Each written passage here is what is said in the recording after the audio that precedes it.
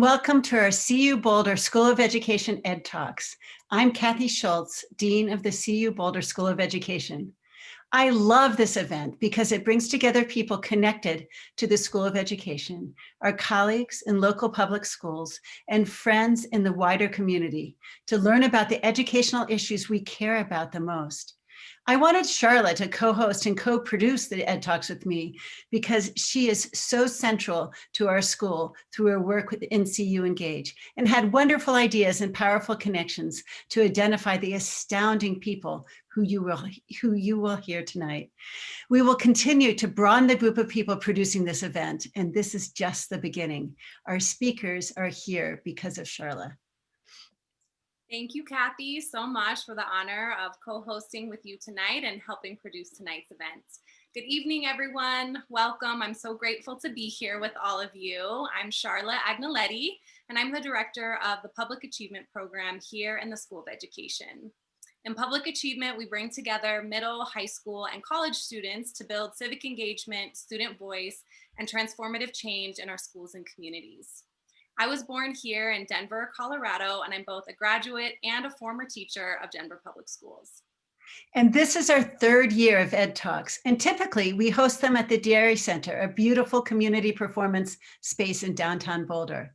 And of course, this year, everything is different. So our Ed Talks will look little bit different as well. We're very excited to bring you the first virtual Ed Talks. And by hosting these Ed Talks virtually for the first time, we can include more people who might not have been able to attend at the Dairy Center. Tonight, we are so grateful to welcome friends, family, community, students, CU alumni, colleagues from around Boulder County, the state, the country, and even the world. And a virtual event means that everyone can participate from home without driving or flying. So one of the beautiful things about online events is that we create less carbon, which means we are able to tread more lightly on the earth. We can be inclusive in so many ways. Yet we know that in this moment, inclusive efforts alone cannot mend these consistent consequences and realities of unequal and oppressive systems. During this time, so many of us are experiencing heightened and persistent despair, trauma, and exhaustion in our bones and in our bodies. And with our access to our physical communities being limited, most of us are experiencing feelings of being overwhelmed and disconnected as we try to just figure out how to navigate this moment. But in spite of being physically apart this summer, many of our faculty, students, and staff met online in a variety of small groups to reflect on what we have learned thus far from our experiences during the initial phase of the COVID pandemic. We also wanted to think collectively and creatively about what we need to know as educators as we move forward together. So this past summer, I joined a group focused on stories in the School of Ed. And to be honest, I'm just always looking for a good way to promote our work in public achievement. But together we talked about CU students and alumni who we admire and who we see leading innovation in education during the pandemic and the social uprising. So we decided together to start with a webinar. I talked with alumni from the Public Achievement Program and other educational leaders who we know, and they all agreed to join a webinar and talk with each other about their experiences as educators in this moment. Then Dean Schultz got word about the panelists we had lined up and invited them to all give Ed Talks instead. So this is who you'll be hearing from tonight. In the past, our Ed Talks have featured faculty and programs in the School of Education, but like everything else this year, tonight we're doing things a little different and hearing from speakers who have a broad range of experiences and expertise. Each of the speakers have drawn on their own histories to explore with us their understandings of themselves, their colleagues, and their communities that inform their humanizing teaching practices. Tonight, they will talk about how, even in these challenging times, we will all have the opportunity to reimagine new possibilities for the future of education. Recently, I've been writing and thinking about what it means to be a compassionate leader. For me, this means listening deeply, recognizing others' pain as well as their incredible strength, and treating each person with dignity. I believe that compassion is at the heart of teaching and leading, and that teaching and leading are often one and the same. For me, these talks have been a salve of hope and inspiration. Each of the speakers who you'll hear tonight are incredible human beings who enrich every single space that they grace with their humor, their kindness, their intellect, their bravery, and their humanity. Yet their talks are not only uplifting, their talks also provide an honest approach to the real challenges that we collectively face right now. And they each bring a distinct element to understanding what's happening and what's necessary in education right now. I'm honored that you're joining us tonight to hear these important leading voices about teaching, learning, and social transformation. And now to introduce our speakers, who of course are the heart of tonight's program. Our first speaker is Alexis Gonzalez, who worked with Charlotte for 4 years in public achievement and is now a first-year teacher in Denver Public Schools. In her wisdom, Charlotte told me, everyone should have someone younger than them to be a mentor for them. Alexis is that person for Charlotte. Let's welcome Alexis.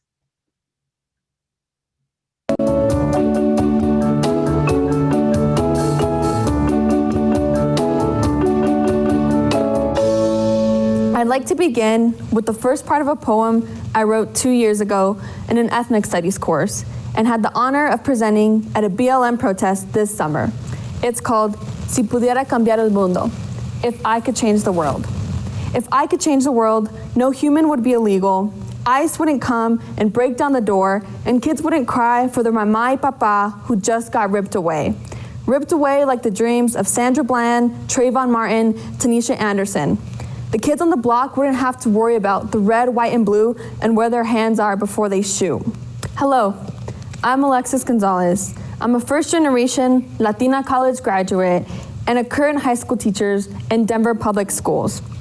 I became a teacher not from my positive experiences in school, but more so because of the negative experiences my siblings and I encountered. I, for one, didn't like school, but fortunately for me, I was someone who was good at school. I became a teacher in hopes that my students would receive a more socially just education that represents them and where they come from. So far in 2020, I have student taught, graduated from college, applied for jobs, and started my first year teaching. I know, impeccable timing. My first year teaching has been a mix of beautiful chaos and a rude awakening. I quickly realized that you can come into education aspiring to do all of these things and create permanent change. But if you don't have the right kind of support, it becomes impossible. Or if a pandemic strikes, it just becomes impossible. I want to translate these times and themes into action. And the current moment is presenting me with both an opportunity and a challenge to reimagine what curriculum could be like and the supports a teacher needs to actually do that. One piece of advice I was given as I started teaching was just to follow the rules, follow the curriculum I was given, and not push back on what I was told to do. As a first-year teacher, this seemed easy to manage. Just follow the curriculum I was given and teach. But as an ethnic studies graduate, I knew I would be doing a disservice to my students if I stayed silent and became a part of the system. Although it was the most convenient option, I knew my complacency served no one and was not in the best interest of my students. And actually, instead of this advice being easy for me to take, this in fact has been the hardest part of my job, being quiet and following the rules. There are a lot of things I feel hopeless about in education that have made me feel too small to change anything. But I think a low stake and highly beneficial, long overdue change is curriculum. What do I mean by this? We have to start with the spectrum of history to look at the present, and not what the US textbooks and US history teach us, but the real history through the lens of ethnic studies. This is the way we're going to be able to make change right now with students. This is difficult because it would mean changing an entire system. And changing an entire system in education, as Jeff Duncan Andala would say, would be to experiment on kids, and no one wants to do that. But when it comes to curriculum, we have nothing to lose, and we have no choice if we actually want to make real change in the world. When I wrote this poem, I thought about a lot of the things I learned in ethnic studies. I mostly thought to myself, What could the world look like if all students learn this curriculum early in their lives? We need to be intentional in teaching about scholars of color, activists of color, and social justice issues all year long, not only during Hispanic Heritage Month or Black History Month. It's never been so loud and clear to me until a student said, "Miss, why do we only get a month and white history gets 10 months? But wait, this is America, the land of the free, the home of the brave, the American dream, the dream that truly feels like only a dream because we are still fighting for what our ancestors fought for. The fights we're still fighting to keep kids in school rather than prisons, the fights we're still fighting to allow women to have rights over their own bodies, the fights we're still fighting to stop criminalizing Black and brown bodies, the fights we're still fighting para tener los derechos que tienen los gringos. But why won't they listen to us when we say we can't breathe? Because we live in a white blizzard that teaches us to hold our breath and bite our tongue. What I'm trying to say is that if I, as a teacher, have to learn about and become an expert on Shakespeare and George Orwell, then it's necessary for other teachers to learn and become experts on the actual history of the US and its implications on society today, whether we see it or not. Teachers who are familiar with Shakespeare, Orwell, and Socrates should start to become familiar with scholars like Paulo Freire and Angela Davis, and not for the recognition, but to actually be able to implement curriculum responsive to this in schools. By explicitly excluding socially just, anti-racist curriculum, we are silencing students and their full potential. Ibram X. Kendi notes this in his recent book, How to Be an Anti-Racist, when he writes, "Why would any university want an idiot on their campus who can't understand Shakespeare? It never occurred to me that maybe I wasn't really trying to understand Shakespeare, and that's why I dropped out of my English 2 International Baccalaureate class during my senior year."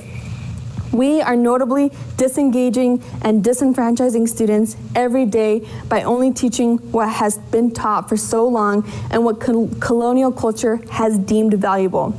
I'll learn the classics, but my culture matters too. What about my classics? Our classics. Si pudiera cambiar el mundo, if I could change the world, they wouldn't be teaching about Dolores Huerta and Cesar Chavez only during Hispanic Heritage Month. The teachers who are teaching my kids wouldn't be teaching them about MLK and Malcolm X only during Black History Month. Because let's be honest, do the white teachers even know who Bunchy Carter and Fred Hampton are? Why do we get told our tacos are good, but our cultura is not? Why is Mexico a place full of quote-unquote drugs and criminals, yet they still go there for paradise and spring break? Why is our language prohibited because this is America and we speak English? When considering how we develop and implement anti-racist curriculum, we have to stop relying on the words equitable and culturally relevant. They get overused and are often misaligned. Instead, let's ask, how is what I'm teaching either centering or decentering whiteness? This is the biggest question I ask myself all the time. I acknowledge that a systemic change in curriculum isn't the only change we need in education, but it's a place to start.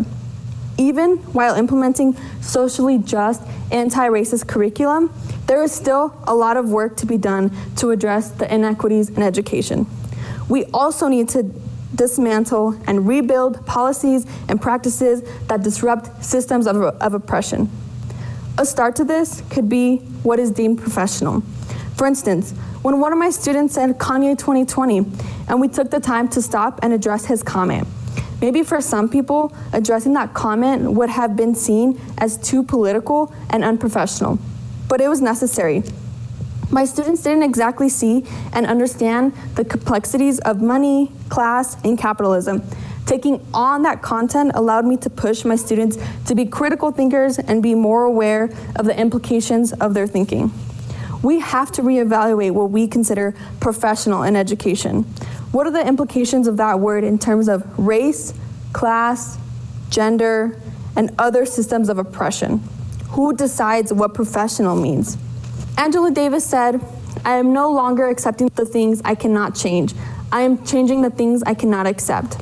I'm sharing my story and my words with you today because I have a dream for myself as a teacher, for my students, for this country, and for the world. If we make it our obligation to implement a socially just, anti-racist curriculum with the history we know is inspiring change in the world right now, then we can begin to treat the wound that has been damaging students, education, and this country for so long. Here's the end of the poem. Si pudiera cambiar el mundo, if I could change the world, my people would be valued. They would be considered intelligent, not uneducated. Not uneducated because of a language barrier, not uneducated because mi abuela doesn't know what a logarithm is, not uneducated because mi abuela doesn't know what an idiom is. Intelligent.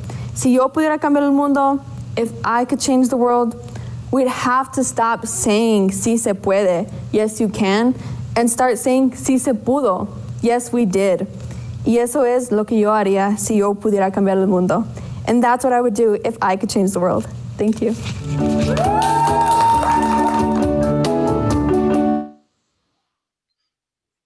Thank you, Lex. Let's give a huge virtual round of applause. Thank you, Alexis, for your fierce vision for ethnic studies and a socially just curriculum for all, and for your resistance against status quo curriculums in our school.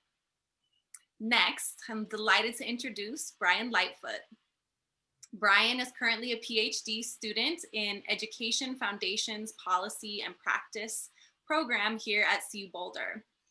Brian is a leader in community-based education research, an innovator in developing equitable education policies, practices, and institutions, and just happens to have taught Alexis about educational inequality when she was in high school. So now let's welcome Brian Lightfoot.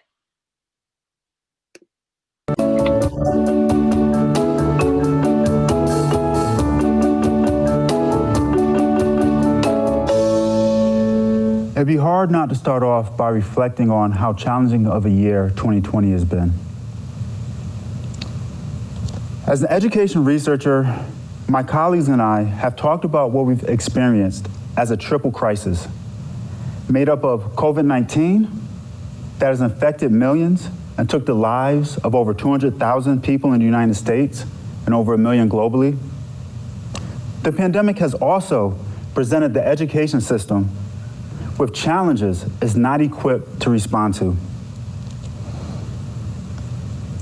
The triple crisis is also made up of an economic recession where it's estimated state education budgets could be cut by as much as 25% in the upcoming fiscal 2021 school year. All while education expenses are on the rise as schools deal with restructuring to offer more remote options and ensuring students are safe when they attend facilities in person. The triple crisis is also underscored by enduring calls for racial justice in the wake of the unjust murders of Breonna Taylor and George Floyd, and tragically numerous others at the hands of law enforcement. For some, this part of the triple crisis is a racial reckoning where they are finally willing to confront and take action about the unequal treatment of people of color. For others, it's brought renewed and heightened attention to the never-ending fight to dismantle white supremacy. These are troubling times. Collectively, as a society, we've also experienced incredible human loss. In sports, we lost Kobe Bryant and his daughter Gigi. We lost the great John Thompson, the legendary Georgetown basketball coach. In entertainment, we lost Chadwick Boseman, the Black Panther.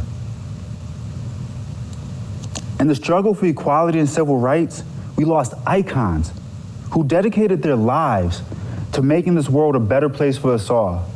Giants like John Lewis, C.T. Vivian, Katherine Johnson, and most recently, Ruth Bader Ginsburg.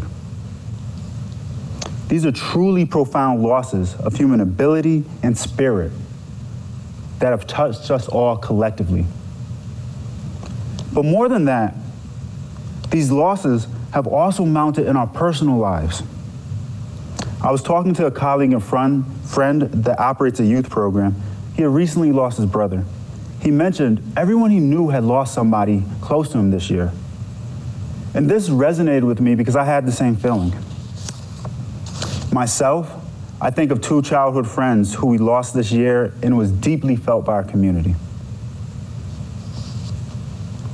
And with so much collective and individual loss, it's easy to get caught on how you and those closest to you have been impacted. However, how everybody has shared in this collective sense of loss, the brunt of the triple crisis hasn't been felt by everybody equally. Black Americans, who are more likely to work frontline jobs and often lack access to health care, are being hospitalized and are dying due to COVID-19 at a rate more than double their white counterparts. The budget cuts in education will ultimately be felt by students of color who already more frequently attend schools with inadequate funding. While we are all sharing in these hard times, there is an unequal distribution of struggle. And when I think about this unequal distribution of struggle, it reminds me of a huge truth and how my class privilege was a major factor in my educational and life outcomes. I grew up in a middle-class family in Hartford, Connecticut, which used to be known as the insurance capital of the world. Hartford is one of the oldest cities in the United States and was one time one of the richest. Today, 3 out of every 10 families live below the poverty line, while wealthy neighborhoods prosper. It's also a place of incredible inequality, where a few blocks separate affluence from just making it. Growing up, I saw stark disparities of the privilege amongst my classmates and friends. I was privileged to grow up in a family that had a college-going history. Both of my parents graduated from college, as is my uncle, my aunt, and most of my cousins. This provided me valuable navigational capital that I used to get through college myself. I was privileged to have 2 parents who earned incomes as insurance executives. That provided me material resources and social capital I could leverage to surface and pursue my ambitions. But living in a city with a lot of poverty, I had friends that didn't have parents and came through the foster system. As teenagers, they worked full-time jobs and cooked dinner for themselves, in addition to going to school. When I think about them, regardless of our ultimate outcomes, could I ever say it's because I worked harder than them? I was privileged to be able to focus on my development and not my survival. Oftentimes, it's hard to share and acknowledge our privileges in our stories. People with privilege often frame ourselves as heroes in our personal narratives and focus on the obstacles we've conquered. What I like to call struggle narratives have currency. Everybody's inspired by stories about resilience.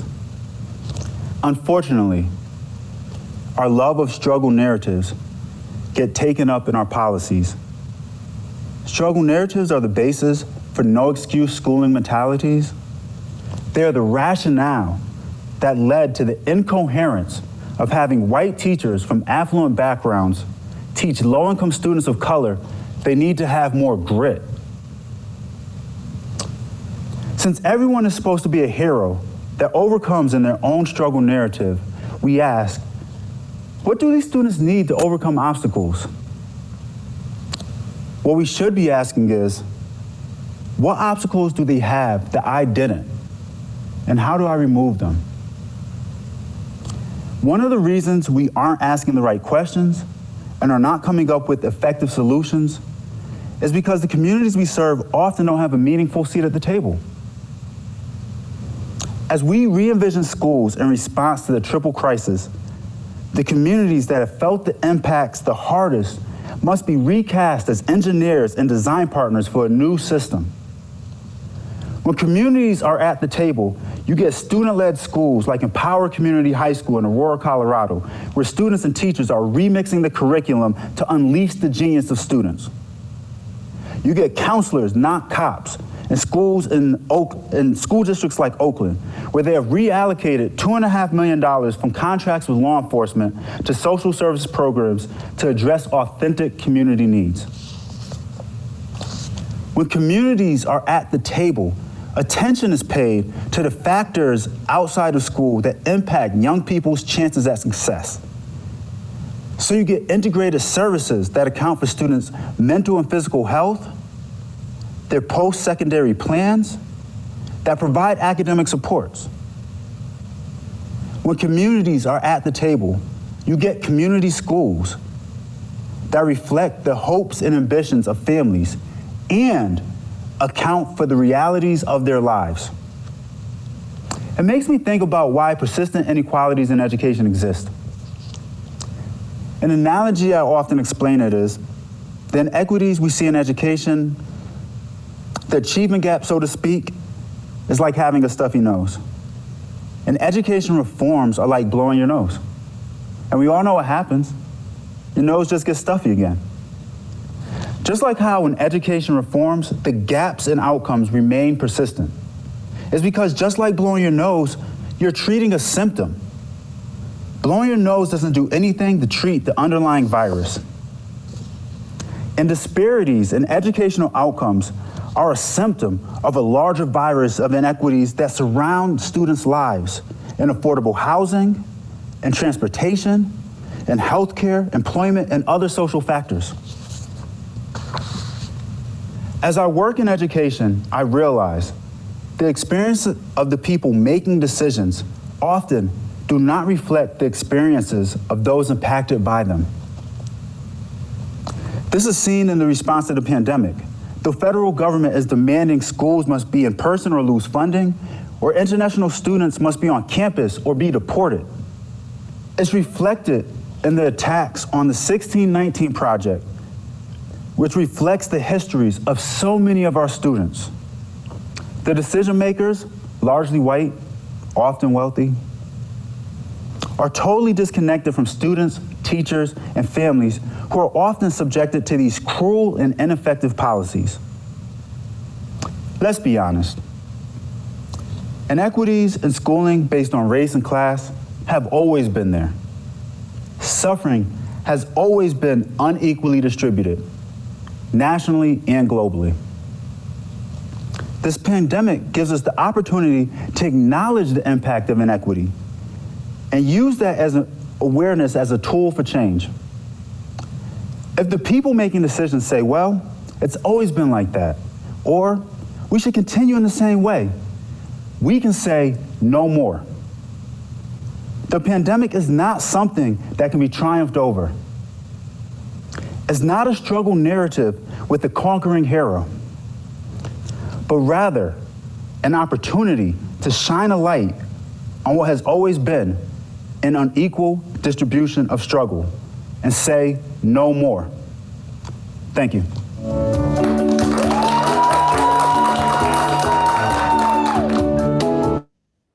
Thank you so much, Brian. You continue to inspire me and all of us. We're so lucky to have you as part of our school. And now to introduce our next speaker. Our next speaker is Sarah Zerwin, a CU Boulder School of Education graduate who has led from the classroom for 25 years.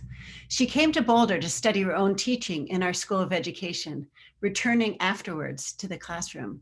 She shares her insights willingly and authentically through blogs, national conferences, recently in her book, Pointless, and today in her fabulous talk. Let's listen to Sarah.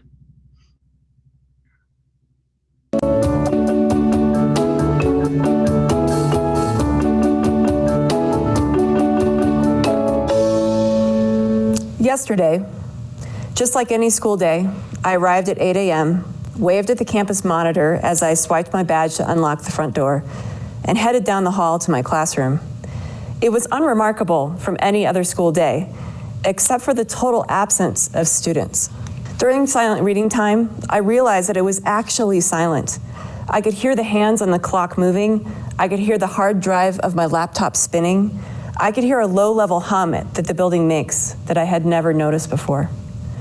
On a normal day, silent reading time isn't ever technically silent.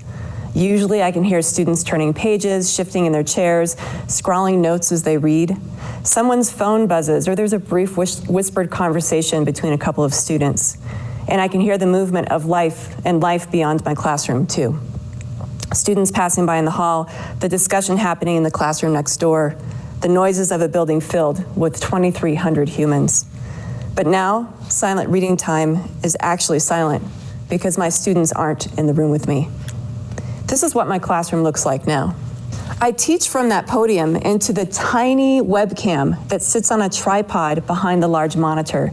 Staring directly into the lens is the closest my students and I can get to eye contact. When they work in small groups, their faces move from my huge monitor to the smaller laptop screens placed on the tables where my students should be sitting.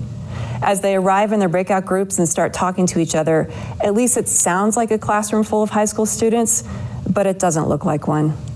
Nothing about teaching feels familiar right now. I can hear my colleagues' voices through the walls as they teach alone into the cameras in their classrooms, but the absence of student noise is deafening.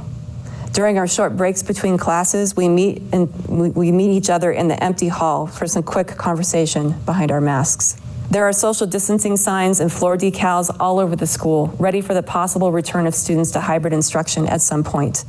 Possibly the weirdest thing is the waxed floors. They still look first day of school shiny a couple of months later.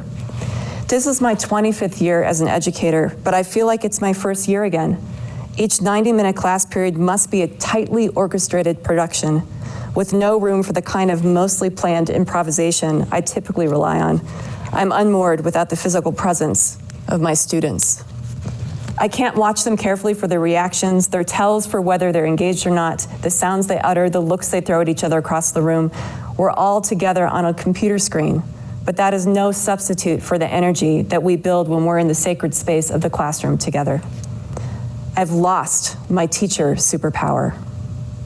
In this unfamiliar landscape, the work that matters most is still the work that matters most. That means designing every virtual inch of my classroom space to be a humanizing place where every student feels valued and safe and accepted for exactly who they are. I've been using grading practices to humanize my classroom. As Maya Wilson explains in her book, the presence of any scale for grading, percentage-based, A through F, or standards-based, results in a hierarchy where some students are more than and some are less. This only perpetuates their social structures that continue to do the same. The traditional grading system demands that we rank and sort and measure our students. So how do we work to disrupt this? Well, I refuse to rank and sort my students. I individualize instruction and assessment. I ask them to track their own learning and growth. I encourage my students to be something other than point collectors. Instead, I want my students to be people who read and write and think to be better humans. My students get feedback on individual assignments rather than points, grades, or rubric scores. The feedback comes from me sometimes, but often it comes from their peers. I use the gradebook only to keep track of whether or not students are doing the assignments and to collect qualitative descriptive notes about their work. Just because I'm expected to use a percentage-based gradebook to math my way to final grades doesn't mean that I have to. My students set goals, they make a plan for the growth they want to achieve, they track their progress and select their final grades at semester's end when they write to me about what they've learned. I do this goal setting too. Just a few weeks ago, I shared my reading practice goal with my students to read as many own voices texts as I can to widen my understanding of the human experience and to grow my empathy. And I've seen that same focus reflected in the reading goals many of my students have crafted for themselves. Even though we're distanced, we're using our classroom space to do this important equity work together. On the afternoon of our last day of school, as we might call normal back in March, the new faculty book club met to launch our study of Kendi's How to Be an Anti-Racist. The book study was an idea put forward by a colleague on the heels of some racist student language in a couple of separate incidents, and nearly 50 of my colleagues signed on. We distributed the books our principal bought for us and laid out our plans for the subsequent book club meetings. Not only did we successfully meet online to discuss Kendi's book in the weeks ahead, we even managed summer work together on Robin DiAngelo's White Fragility. We asked ourselves, what does it mean to do equity work to humanize education if you're a white teacher from a relatively privileged background, teaching at a school with relatively privileged students in a mostly white progressive college town? I had been wrestling with these questions personally, and now I was in the company of dozens of my colleagues wrestling with them too. In June, we came across Trey Johnson's article in the Washington Post, "When Black people are in pain, white people join book clubs." It was an important reminder that we had to move our work to action. My school has since established a working group to examine our systems, policies, and procedures through an anti-racist lens. I've heard more than one of my colleagues of color from across the country say in a conference presentation or a tweet or in a conversation that white liberals are the most difficult educators to move towards equity work. Why? Well, because we think we have it all figured out, that we would never do anything racist or classist or sexist or homophobic, and that we are in no way a part of the problem. Cornelius Minor said in his keynote address at the Conference on English Leadership a few years ago that we're complicit in perpetuating these issues if we're not working actively against them. He explained that systems that oppress are like machines that keep running unless we actively turn them off. And he outlined all the places oppressive systems hide in schools. I hope my recent book, Pointless, An English Teacher's Guide to More Meaningful Grading, helps teachers imagine practical strategies to disrupt the oppression wrapped up in our traditional grading systems. Nothing is more important in education right now than building systems that humanize and liberate. This pandemic has interrupted some of the systems where oppression hides in schools. I wouldn't say it's turned them off. We have to do that ourselves. But the abrupt pivot to online instruction exposed gaping holes in a system that we cannot ignore. Schools across the country have scrambled to fill these holes over the last several months. For my district, that has meant providing students access to devices and reliable Wi-Fi for online instruction. It has meant supporting families with food, no questions asked. It has meant accounting for what affects students' abilities to focus on being in school while being at home. It has meant getting teachers up to speed with the new tools and strategies that we need to teach online. It has meant tracking down our students who aren't showing up in our video classes to figure out how we can help. It has meant re-seeing the rituals and routines we have taken for granted. What should freshman orientation look like? Back to school night? Parent-teacher conferences? Graduation? Our daily bell schedule? Grading? Is it possible that we'll come up with new ways to do these things that are better than how we have done them before? Since I entered the doctoral program at the CU Boulder School of Education in 2004, I've lived somewhere between theory and practice. In fact, Between Theory and Practice was the main title of my doctoral dissertation. The theory I relied on and built in that study has informed my teaching ever since. It is theory I've actually taken into practice. My theoretical underpinning for equity work in education is strong. I've read the seminal texts, discussed them with my professors in my cohort in graduate school, and integrated them into my writing and research. But it has been within the landscape of practice where I have actually been able to begin to understand what equity work means. This has been a slow awakening, arriving over a period of years, largely due to listening carefully to my colleagues, those who have been marginalized by the system, when they speak and write about what an education that truly liberates looks like. Pandemic or no, I continue to listen and learn about what it means to build that liberating education for my students, about how to turn off systems that oppress in all the nooks and crannies where they show up in my classroom and school. What will we remember about this time? Will we think about the innovations we discovered as we navigated the challenges we never expected we'd have to, coming out on the other side a kinder, more flexible, more humanizing and liberating version of schooling? Or will it be that weird blip back in 2020 where nothing about schooling ever actually changed? I'd like to linger on those questions, but I have to get ready to teach tomorrow. Thank you.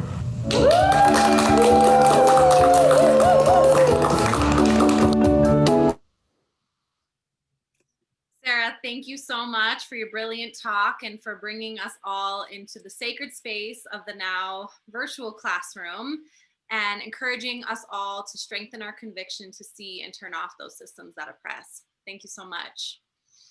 Our next speaker is Ana Robles.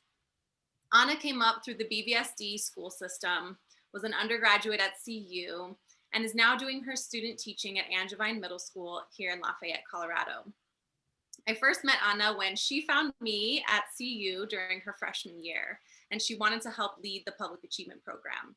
Since then, Ana has led dozens of youth in strengthening their voices and our local schools and communities. Let's give it up for Anna.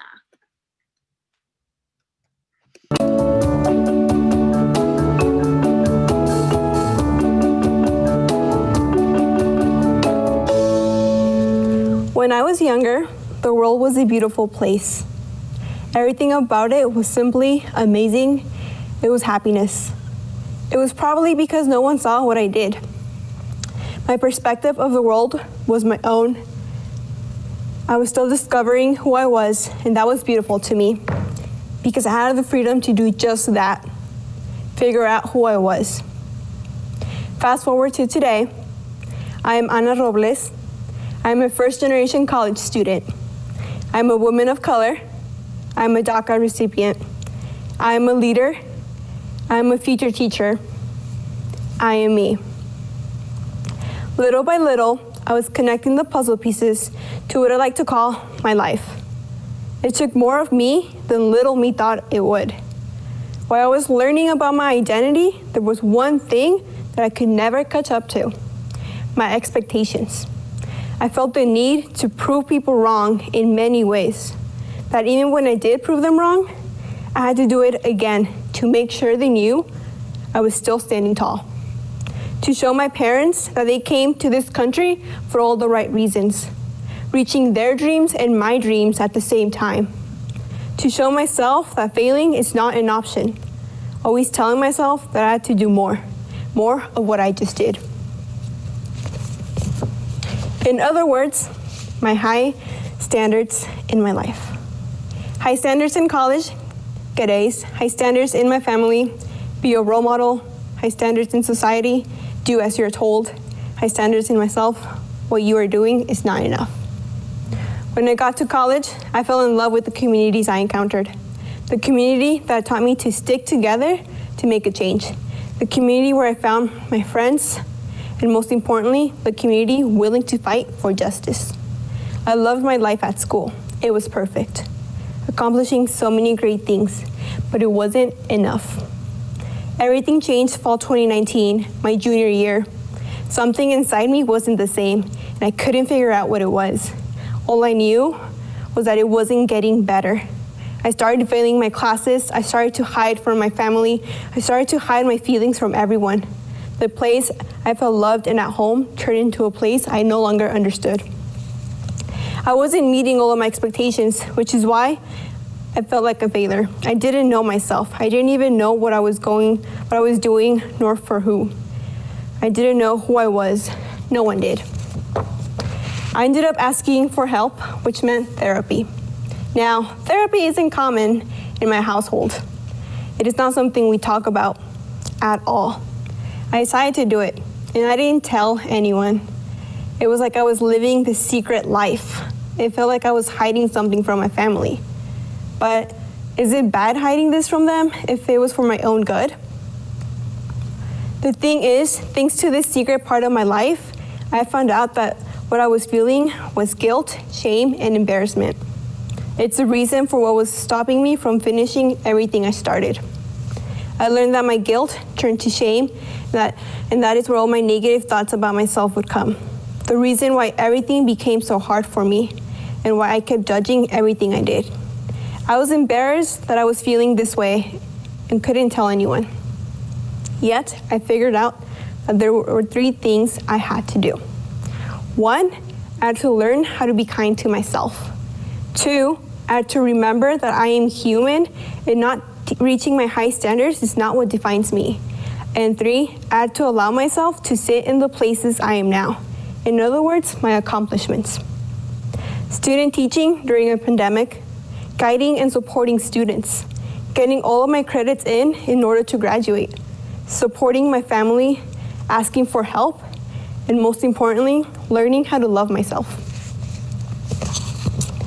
Let me tell you that your accomplishments speak louder than the feeling of guilt and shame. Those feelings can in fact be a dose of reality. You can turn your guilt and shame into a positive push of what needs to get done. Shame doesn't like to be seen, but you shouldn't hide your accomplishments and who you become in those feelings.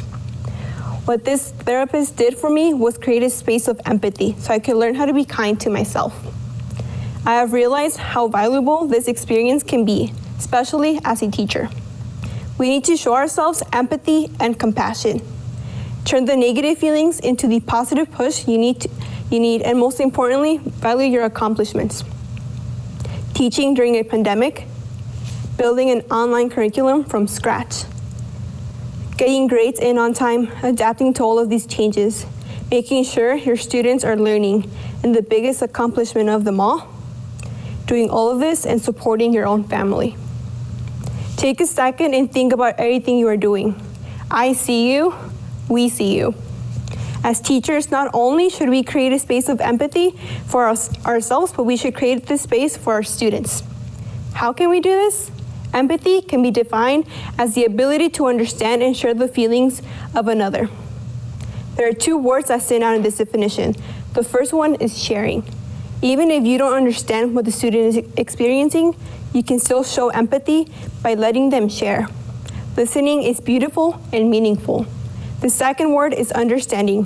Teachers can show empathy by trying to understand the context of the student, their culture, their life, and the struggles they're going through right now during these tough times. Having empathy as a teacher means showing flexibility and creativity to help the students succeed. Listen to them when they're not turning in assignments, when they don't show up to class, when they don't share, when they're trying to understand you. Work with them to help them get through. Make sure they don't feel alone. Let them know that you're there to help them. If you don't know how to, help them find resources in their community that can. It's really powerful to know that someone is there for you, believes in you, and knows that you can succeed. It's important to keep trying to find the best practice, to show them they're capable, to accomplish many things. Showing empathy as a teacher isn't just listening and understanding, but also working with students who are struggling to help them succeed. And students who are succeeding, they need empathy as well. It looks different for everyone. Those successful students have a lot of pressure of their own. So it's important to create a space of empathy for all students, regardless of what it looks like. It's like creating a curriculum of empathy for all students. You can start small by adding empathy to your practice. You can write thank you letters to your students. You can find time to meet with your students individually during the day. Give them encouraging words, give shout outs in class, get to know them on a personal level. For the first 5 minutes of class, let students think about their accomplishments and goals and have them share. You can also start with a simple question each morning. Ask them about what they love to do. Ask them what happiness looks like to them, how they learn best, who is their role model, their dreams in life. You can even ask what is something they struggle with. Do this with them. You are a team. Create a space of love, a space of understanding, a space of happiness for them. Little by little, you can create this curriculum of empathy, a curriculum where we get to be there for our students and ourselves. Most importantly, caring for ourselves in educational settings, something our education system needs right now. I'm talking about our mental health and our emotional health. Yes, we are creating a space for empathy, but at the same time, we're cultivating a space that is supportive of mental health and values accomplishments. This space will allow us to avoid imposter syndrome. As I was talking about it earlier today when I was talking about myself, where we second guess our skills, talents, accomplishments with the fear of not being good enough. Imposter syndrome takes a big toll on our mental health as first-generation students, as students of color, as educators of color, as anyone living through a pandemic. Think about our mental health. Think about our students. Think about our education system. Think about creating a space of empathy. Fast forward to today, little me would be proud. Thank you.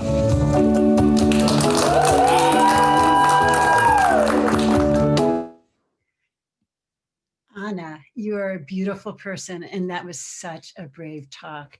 Your students and your colleagues are going to be so lucky to be with you. Thank you so much. You are wise beyond your years. And now it is my absolute pleasure to introduce our final speaker, Wisdom. Wisdom is co-founder and principal of Empower High School in Aurora, Colorado. Charlotte first met Wisdom when he came to CU to pitch an idea for Empower High School. Charlotte immediately saw the connections between his ideas and public achievement. He is a musician, poet, artist, and creator of this new school. He brings his many talents to the education space and creates incredible opportunities for all children. Let's welcome Wisdom.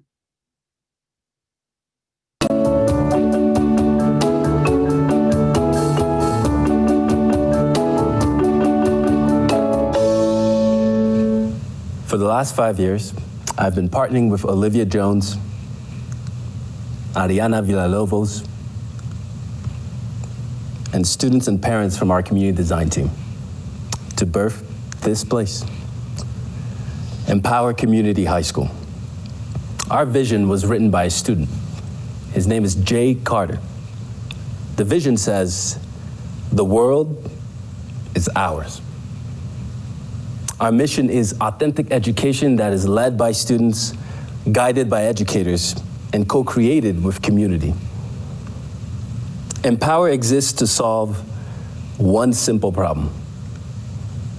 Our education system develops leaders who are equipped with hammers, and they leave our institutions and our schools, and we act surprised when they see the world as a bed of nails.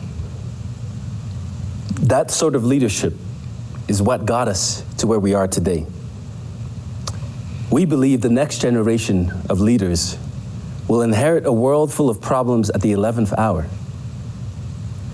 And we at Empower believe in a different model of leadership. Olivia and I believe that the students need to lead like artists.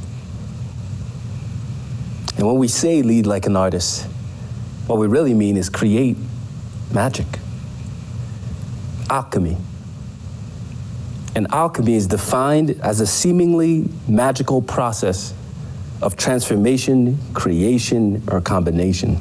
To lead like an artist is to be an alchemist. It is to take the ordinary and turn it into something extraordinary. So what is step one to leading like an artist? Step one is master the remix. And we believe everything is a remix. Nothing is original.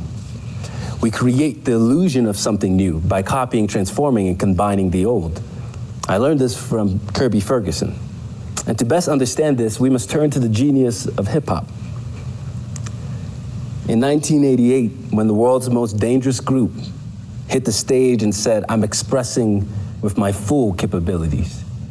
So what you want me to do? I'm expressing with my full capabilities, and now I'm living in correctional facilities. 'Cause some don't agree. What they were really doing is copying Charles Wright.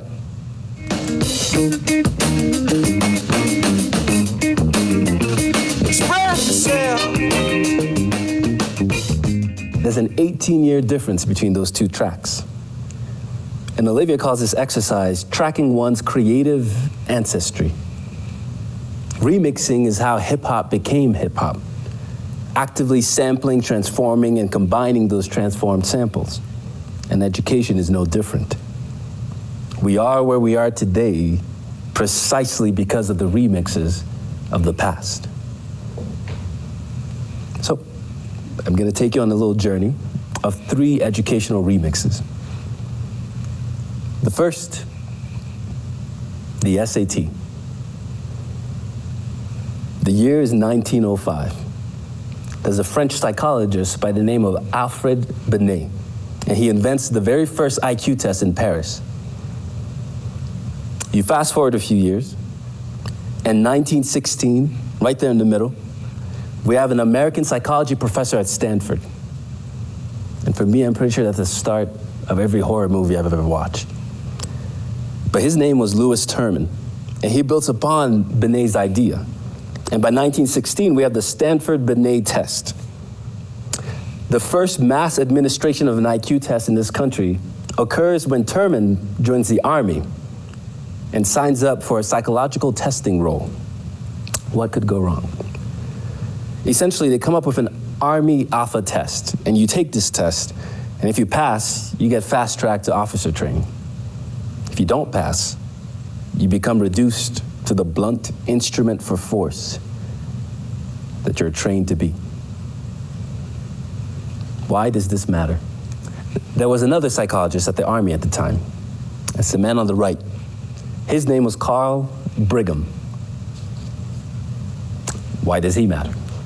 Well, in 1926, the College Board commissioned Carl Brigham to create the first scholastic aptitude test.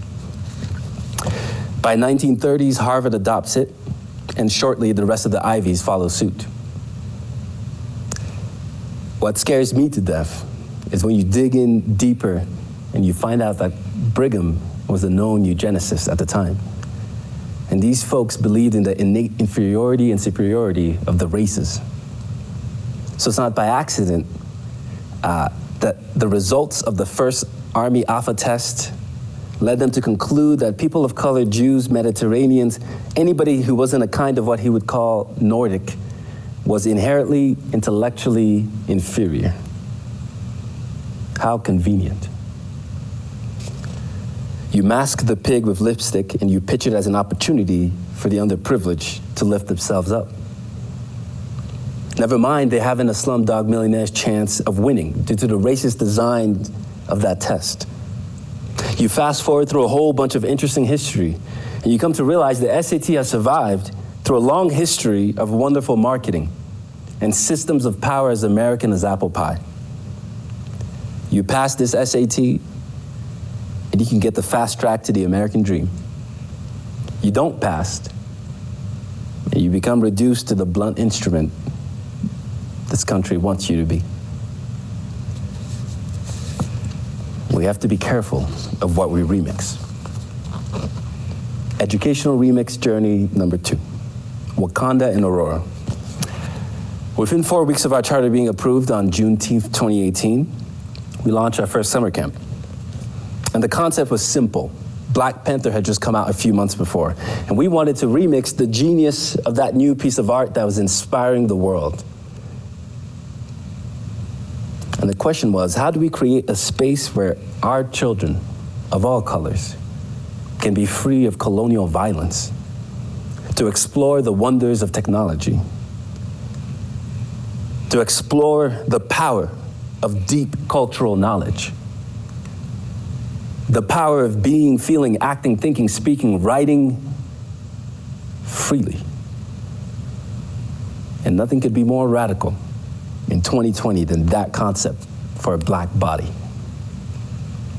Remixes can be powerful. They are the bridge from the old to the new. The last journey is the Hustle Collective. This year, we couldn't have Wakanda and Aurora. There was a pandemic. Luckily, a few months before the summer hit, we birthed a program called the Hustle Collective. And it's very simple. Students have access to $100. They can purchase any materials they want. The school ships it directly to their home, and they're supported to explore or learn a passion or skill they've always wanted to. In the Hustle Collective, students are called Hustle Challengers, and they're paired with a Hustle Champion who acts as a coach. And we remix that word from an organization called Grip Tape, and they've been doing this type of learning for years outside of the system. Together, a challenger and a champion will go on a journey to support that child in birthing their new passion and teaching themselves the new skills. And at Empower, we're betting that the ability to teach yourself and adapt will be the defining skill for the children to thrive in the economy of 2050. And I think the remix here is best embodied in Olivia's sister's current work as a doula. And a doula is a trained professional who provides continuous physical, emotional, and informational support to a mother before, during, and after childbirth. For me, this is my favorite part. The goal is to help her achieve the healthiest, most satisfying experience possible. It's personalized, it's one-on-one, it's meeting you where your needs are in this time, in this place. It's a very different model for learning and growth than our current education system even allows. And it forces me to ask, what if our educators approached teaching like a doula, coming alongside students? What if districts weren't just authorizers, or as I experience them in Aurora, accountability beat cops. What if districts were doulas coming alongside schools in their attempts to birth innovative futures? I'll leave you with one more remix. Almost 20 years ago, my father started a school in our country, Togo. It was a school where people could come from miles around, regardless of their educational background, and get trained on the computing skills needed to thrive in the 21st century. And it's no wonder the child who grows up seeing that decides to open a school 20 years later. Everything is a remix. And I'll leave you with these words. To lead like an artist is to be an alchemist. It is to take something that is ordinary and turn it into something extraordinary. And if you've never witnessed such a process, I promise you, no word could better describe it than magic. Lead like an artist, master the remix, create the magic, and we'll birth the new. Thank you.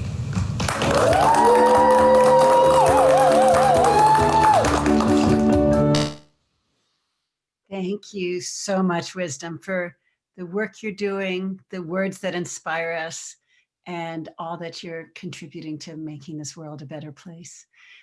Please join me in a round of virtual applause for all of our wonderful speakers tonight. What a joy and what a pleasure. So now we are bringing all of our speakers on screen with us. Hi, Alexis. Hi, Anna. You know, Brian, Wisdom, and Sarah are coming on now as well. We are so happy to have you all here. So we are going to get the opportunity now to have the speakers be in conversation with both each other as well as with the audience about their talks and their work in education. So if you've got questions, please submit them through the Q&A button on the bottom of your Zoom controls.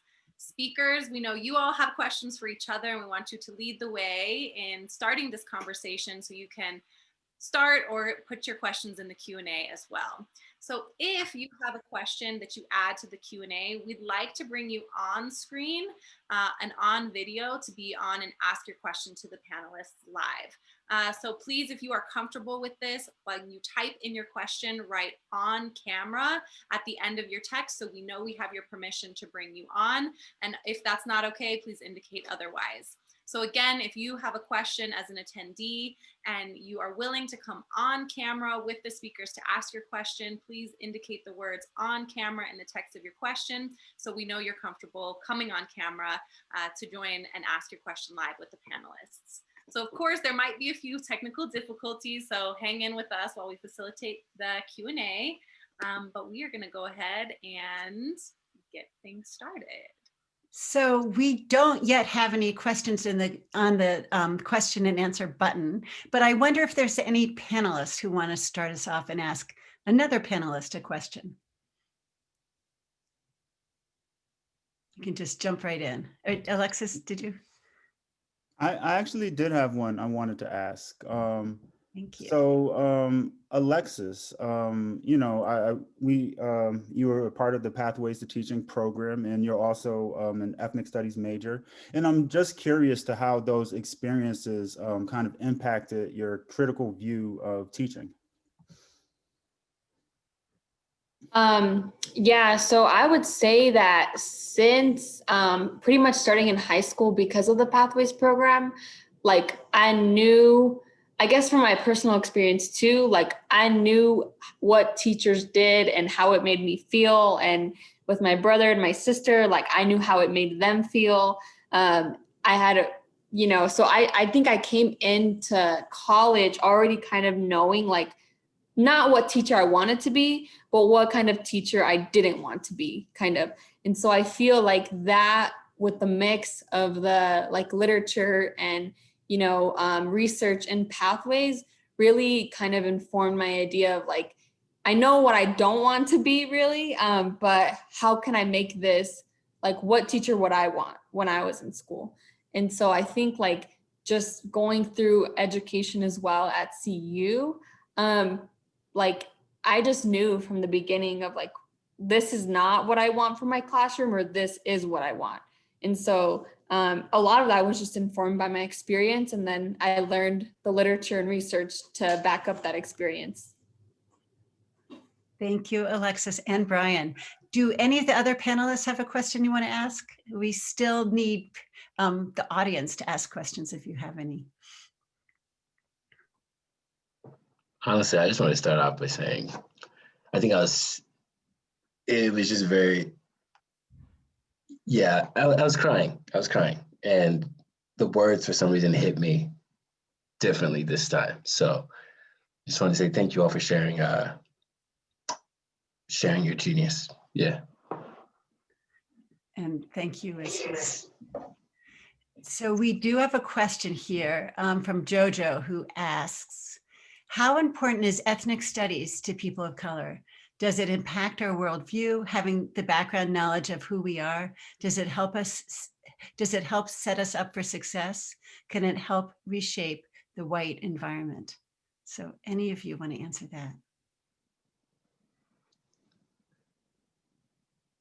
For me, the first thing that comes to my mind is first and foremost, especially in a country like America, the necessity for white children to experience ethnic studies, especially as members of the dominant identity. And what happens actually when your view of reality is that disconnected from history.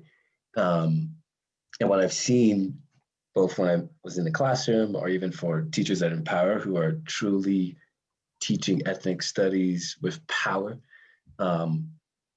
it leads to what all children deserve, which is a solid foundation of self and understanding of power, and beginning to disrupt and disturb this mentality that we're forever held to our tormentors' delights. No. I'll get off the soapbox. Alexis, I know you got something to throw onto this. I do, Wisdom. Yeah. I just want to echo too, like, just as important it is for students of color to know their background, like it is equally important for white students and multiracial and biracial students to be able to learn that background as well. Because like when I got to college and I learned ethnic studies and I was majoring in ethnic studies, I felt like my whole life was a lie. Like I was like, whoa, like this is not what I had learned. And because of that, because we are so misinformed and because we are so uneducated, and not in fault of students, but purposefully through a system, because we are so uneducated in that aspect, we allow for the same things to happen. And so one time I had a professor tell me like, I think that the system isn't broken. I think the system is working in the exact way that it was designed to work. And so that really stuck with me in thinking about like, whose job is it to change the system? And we need white colleagues, we need white teachers, students, policymakers, right? We need those kinds of people still in our, sorry, my dog. We still need those kinds of people to be able to make change, because people of color can't do it alone and they shouldn't have to. Thank you, both of you. I have a question from David Paul. We have seen how the pandemic has accelerated change in a lot of ways, this Zoom call being one of them. I'm curious if the panelists think that if along with all of the pain and dislocation, it will result in rethinking education and reimagining teaching in ways that will ultimately be positive for school, students, and how we experience learning. Somebody want to take a crack at that?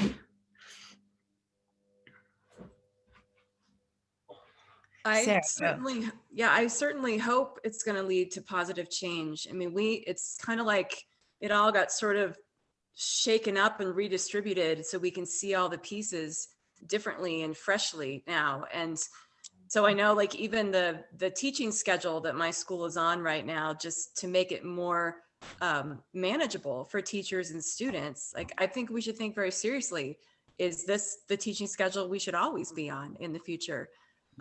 Just as an example, but there are so many things that are happening right now that we're actually living and experiencing them. All of the technology tools, can't we do school asynchronously once in a while?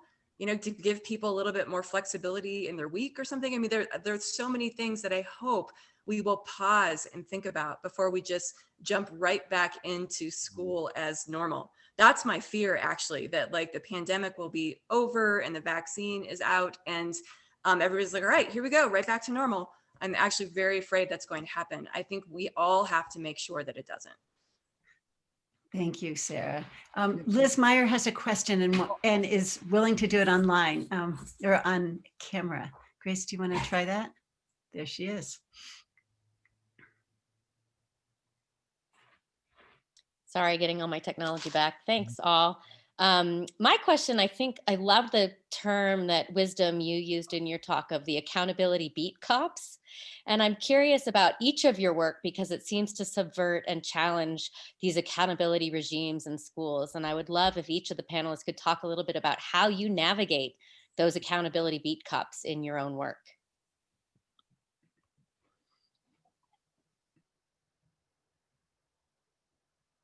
So anybody should jump in. You don't all have to, though Liz would love to hear from you.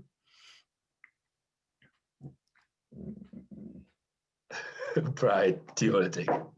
No, I actually think that you should take that, Wisdom. I think that's more kind of pertinent to your role as a principal. All right. All I can do is laugh with that question because I don't think we found a way to do it well. At best, honestly, the current strategy is figuring out how we limit, because what actually hurts about that is the amount of time, energy, emotion it actually actively extracts from your soul. That's the part that I find is most, is the part that I can't stand the most. And then subsequently what that means for the institution, for the adults, for the kids, for the parents. And I think that's probably why I didn't even start answering it, to be honest, we're currently laying out plans to actually hire a full-time role that can just take on those duties so we can just spend our time on exactly what Sarah was mentioning, which is figuring out which of these innovations should last into our future. And the truth of the matter is I have absolutely zero faith that operators in the current system will not quickly revert back to the old.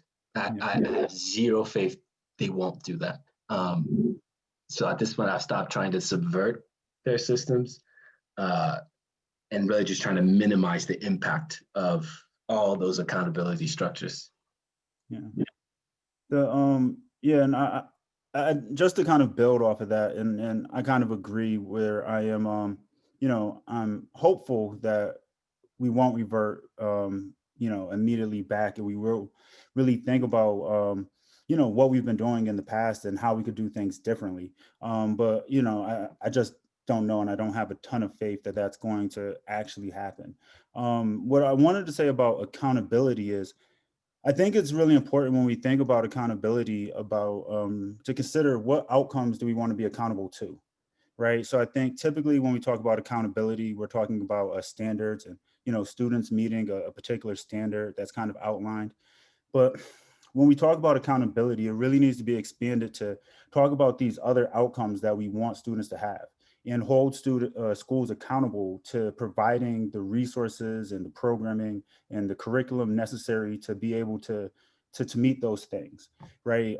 So that means, holding schools accountable to providing the social services that students need to be able to thrive, right? It means holding schools accountable to how they influence students, social capital and the relationships that they need to have to pursue their various ambitions, right? So I do think when we think about accountability, it really needs to be expanded to all the various outcomes that we want schools to really produce for students, and then hold them accountable to be able to produce those outcomes, and not just hold them accountable to meeting particular arbitrary metrics.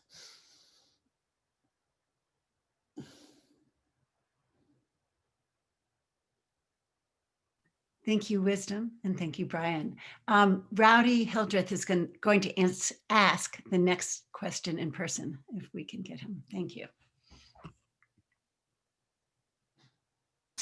Hi, everyone. Thanks so much for your presentations. I've been feeling the weight of these dark times, and I feel like that weight has been lifted just for a brief time by listening to you all. So I'm really, really inspired. So thank you. And I want to ask all the panelists to think about how they frame the relationship between education and social action, that is the learning that goes on in the classrooms, and then how they're working with students to actively change these systems, which you also adeptly name the ways in which these systems aren't working. Thanks. I can speak to that first. I think the biggest thing, and this is exactly like, referring to my talk, is, Paulo Freire is this is the essence of his work, is combining this critical consciousness with the literature and the research, and being able to do something about it and create action, right? I think that, at least in my class, like, teaching about the issues is not enough. Like, we have to develop that sense of what can I do about it? What are we going to do about it? What solutions are tangible for me to think about? Kind of how Brian was talking about accountability, like, these have to go hand in hand, or any social change or action that we want to make, it's just not going to click. And especially in schools that don't have a consistent leadership or the consistent teachers for students, if we are not giving them those tools to say, like, this is what I'm going to do when I graduate, and this is what I'm going to do when I, do, A, B, and C, just these tangible things.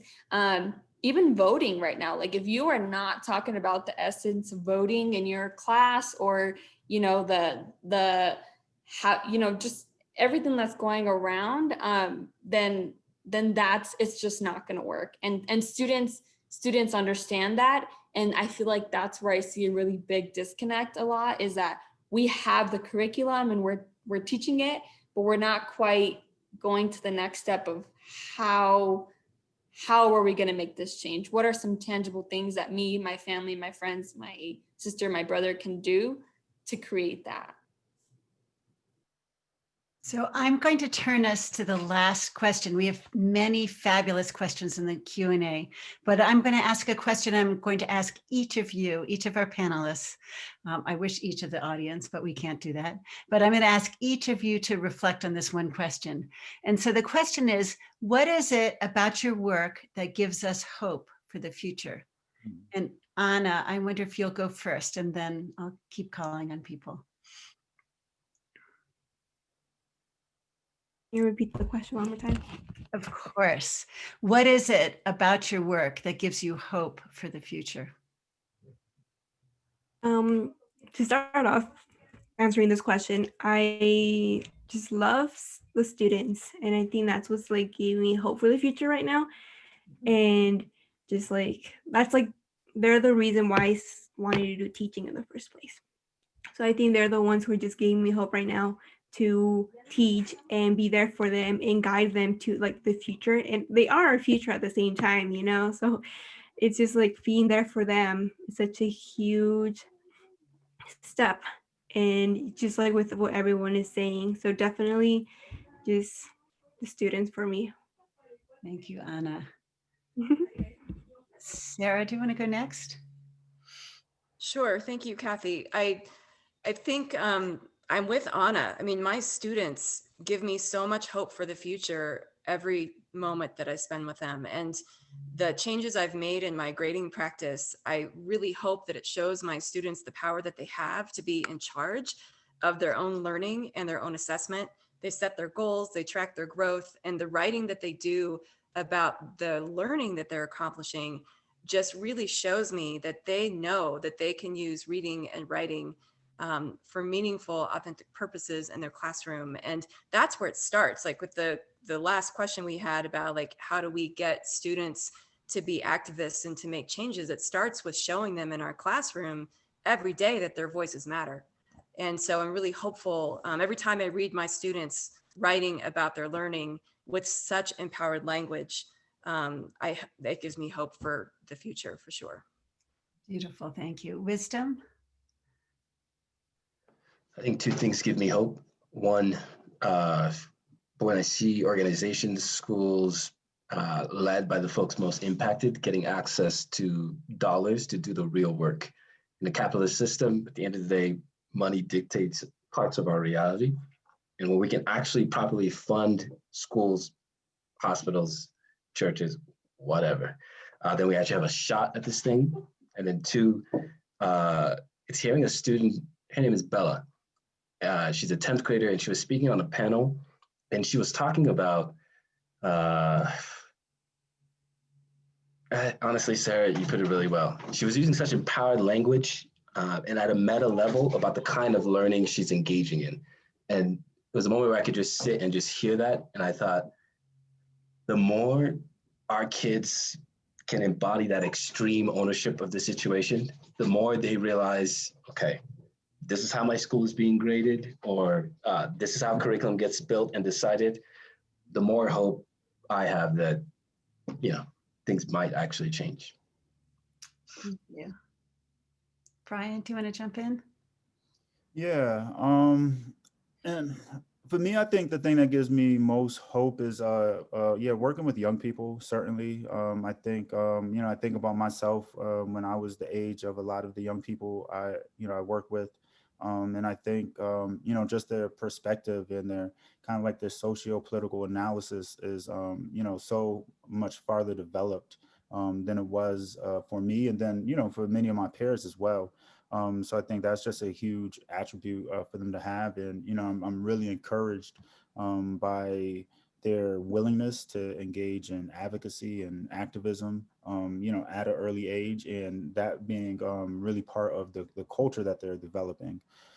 So I think those are just really important traits, particularly because the opportunity I see is to really reframe or rethink about how top down many of our education policies are, right? And to really embrace more, bottom up methods and including more youth voice, including more community voice. And frankly, I feel like our youth are up to the task, to kind of carry that mantle and to make sure that their perspectives aren't only just heard and listened to, but are actually integrated into policies, into curriculums, into programming, for them. So, yeah. Thank you. And Alexis?